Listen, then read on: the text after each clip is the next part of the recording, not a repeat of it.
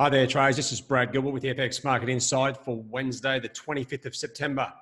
All right, now as we go into the Asian session, it's a great time to be looking at what's coming up and where everything is. Now, let's just have a look at the market conditions. Well, we've got pretty calm markets at the moment. That's good trading conditions, no unnecessary volatility, which has been coming from the sort of main core market drivers, Brexit and the US-China trade issues.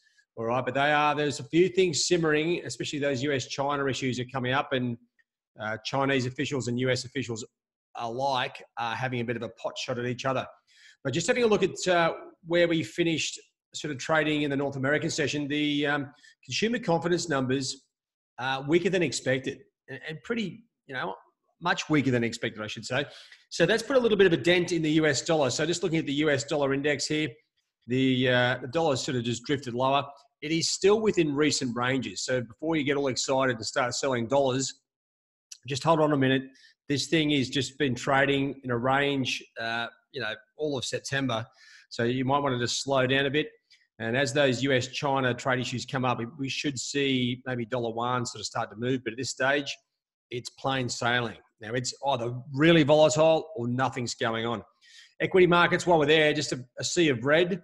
US equities, dominates the whole equity indices globally. So you're seeing that reflected across the board. And I would expect the European equities to be pretty much the same. So let's just have a look at the major currency pairs here at the moment, technically. So we've got a couple of interesting things coming up now. The Aussie, it's been sort of just drifting lower, but now just trading sideways. The Kiwi, which has been on a steady decline, has just popped up above sort of 62.80 here, and he's sort of sitting in no man's land just at the moment.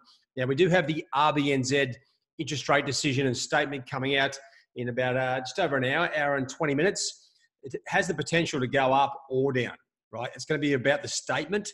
I'll talk about that a little bit more in just a moment, but that's where the Kiwi is. It's sort of just in no man's. So basically a bit of squaring up ahead of the RBNZ announcement. Dollar yen, well, just drifting lower, right? There's not a hell of a lot going on. And, there's a couple of things happening. Like we had the weaker US consumer confidence numbers. Of course, that would lead into a weaker dollar. And we've also got these impeach proceedings that are starting in the US against Trump over the Ukraine controversy. So basically, that's put a bit of a dent in the dollar and why the dollar sort of drifted lower. And that's given euro a bit of a reprieve. It's back in the middle of the range. And so there's a little bit of joy there, but not for long. So we'll have to see how that plays out. We're now waiting to see what happens there. Brexit, well, the currency was sort of bouncing. It drifted off as I think it was the Supreme Court case to see if what Boris Johnson had done about quitting Parliament for 5 weeks ahead of Brexit was legal or not. Anyway, it's all turned out positive. But what we have is a situation where sterling is still drifting sideways. Now, October 31st, it isn't far away, so they're going to get a move on if they're going to do something. Looks like at this stage they're going to go without a deal. And you know what? There's been a lot of positive euphoria, especially from Boris, about how they're going to do great deals with business and international investors alike. So we'll see how that plays out. Dollar CAD, much like the US dollar index, right? So this thing is sort of drifting all over the place. But once again, it's within recent ranges. Oil sitting at $56. Okay, that $4 to $7 rally on oil after the Saudi blast a week or so ago have now sort of been put aside, and we're sort of just sitting back in the middle of the range. We have to wait and see how that plays out there as well.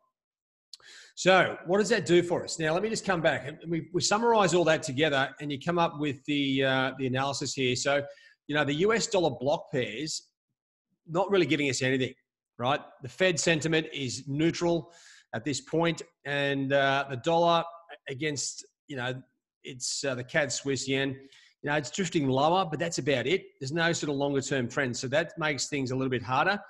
And then when we look at the bottom pairs, really diffused with that dollar, little bit of dollar weakness. The Aussie and Kiwi that were drifting lower, as well as the euro. Now they're back into a sort of sideways moving moment there as well. So what are we going to do? What have we got to play with? Well, to me, it's going to be an important day, obviously, for the Kiwi. The Kiwi is in no man's land. It is overall going down, but this is where the trend will come from, right? The central bank itself. Interest rate decision, well, no change expected, but the statement is going to be very important to the next level of direction. Now, looks like, as I said, there's a bit of squaring up ahead of the announcement. So with that, you are sort of looking at, you know, where's the trade going to come from? Well, it's going to depend on what happens. So there's no change expected, right? Understand that. And then when you come into the statement, it's going to be about whether they are still airing concerns around global growth worries and about New Zealand struggling, etc. If they aren't that concerned and they say, well, looks like we've hit a base on interest rates, well, we could see Kiwi pop to the top side. In general terms, in my opinion, if there's no interest rate possibility out of these meetings, it's probably better to avoid them, right? Because there's a lot of ambiguity and misinterpretation around the statement. And what you can generally get is a spike higher, a spike lower, and it's back to where it is. If there's an actual potential change in rates, well, that's where it gets really interesting and a much better trading opportunity. To me, I'll be looking at the statement and having a look, even giving it a couple of minutes is a wise move, because that's where all the risk is, right? And don't forget, the Kiwi, probably the most illiquid pair. You combine that with a central bank announcement and you've got no liquidity at all. And that's where the volatility comes from. So make sure you're aware of that before you fly in and start pounding away on the Kiwi. Now, the euro, we've got the German GfK consumer sentiment numbers. Once again, a good historical number. And pretty much out of the States, we've got the crude inventories. Now, it has to be massive, significant difference there for that to impact. But the new home sales may feature as well. Now, don't forget, as I said, the main news, we're starting to get into that geopolitical spectrum again. And this is where the Donald obviously really thinks he shines. He's starting to dig into the Chinese again. Like, they've come to the table again saying, look, let's do a bipartisan deal. He's more interested in sort of creating anxiety and a bit more of a conflict, because that works with his strategy going into next year's election.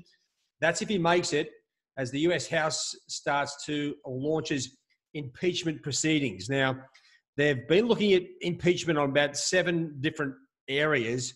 They may have him here on some weird stuff going back to Joe Biden and pre-election stuff. So we'll have to see how that plays out. And as you can see, the sort of general news, that weak US data, Trump geopolitical issues causing a bit of a weak dollar at this point. Nothing significant just at the moment, but that's where we sort of have to see how things play out. All right, traders, well, that's it. That's a pretty comprehensive cover of what's going on. Still, you know, it's extremely frustrating, but there's nothing we can do, right? We are looking for, you know, consistency across generally the 3 time frames and then the central bank sentiment. That's where we're going to get the best trades, and that's why we're looking at the RBNZ today. But outside of that, it's a bit of a lottery.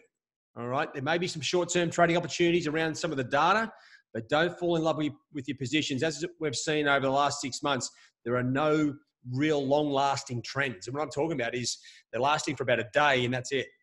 All right, guys, that's it from me. Have a good trade day. Cheerio.